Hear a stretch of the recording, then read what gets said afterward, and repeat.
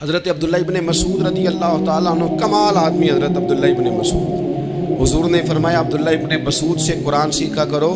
یہ اسی طرح پڑھتے ہیں جس طرح میرے اوپر نازل ہوا تھا۔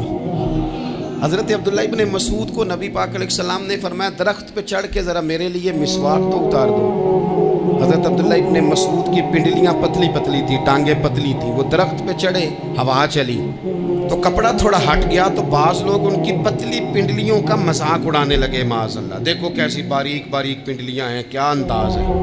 اب حضور بیٹھے ہیں نا، تو انہوں نے جو بات کی تھی وہ بات بھی درست تھی، پنڈلیاں واقعی پتلی تھیں، اور کوئی بھی اس انداز میں دیکھتا تو شاید مسکراتا۔ جب انہوں نے کہا نا دیکھو پتلی پنڈلیاں، تو حضور نے ہمارے لیے طریقہ کیا چھوڑا، ہمارے لیے سیرت کیا چھوڑی۔ حضور سید عالم فوراً ارشاد فرمانے لگے، نبی پاک فرمانے لگے چپ کرو،